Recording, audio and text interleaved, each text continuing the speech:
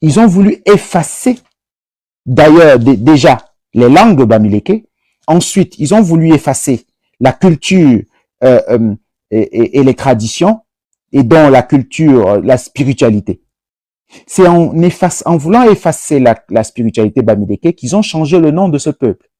Les Anglais, déjà, longtemps avant les Allemands, c'est-à-dire longtemps avant ce qu'on a appelé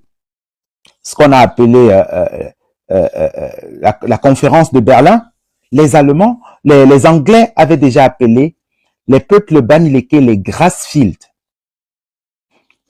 Dans certaines langues de chez moi, on dit graphis.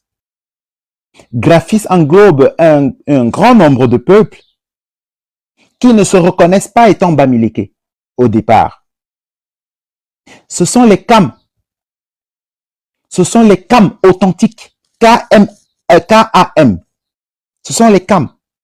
Pourquoi? Parce que dans ces peuples-là, il y a autant de noms avec Kam qui signifient le sachant, l'initié, celui qui a la connaissance. Moi, en fait, ce qui me frappe quand je découvre ceci, c'est que enfin j'ai la réponse à toutes mes questions, en fait. Parce que je ne comprenais pas quel est ce peuple qu'ils ont essayé à maintes reprises, n'est-ce pas, d'exterminer. D'abord, les Arabes ont essayé de les exterminer.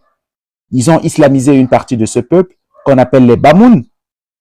Ensuite, ils ont traversé le Noun et ils ont poursuivi la guerre. C'est à l'arrivée des Allemands que cette guerre s'est arrêtée. Donc les Arabes ont déjà essayé d'exterminer ce peuple, mais ils n'ont pas pu.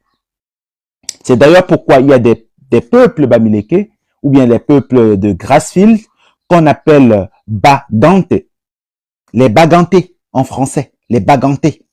Ça veut dire ceux qui ont refusé l'esclavage. Il s'agit ici de l'esclavage arabe, de l'esclavage arabo-musulman. Comment est-ce qu'on appelle l'initié chez les Bagantés? Menkam. Menkam, c'est le fils d'un Kam. Comment on appelle le fils de l'initié chez les Bandjounais, chez les gens de la Mifi? On les appelle Monkam. Monkam.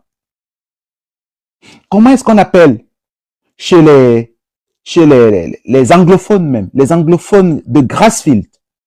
On les appelle aussi Kam. Moonkam. Voilà déjà une similitude qui se retrouve dans trois régions presque différentes. C'est-à-dire le roi, donc,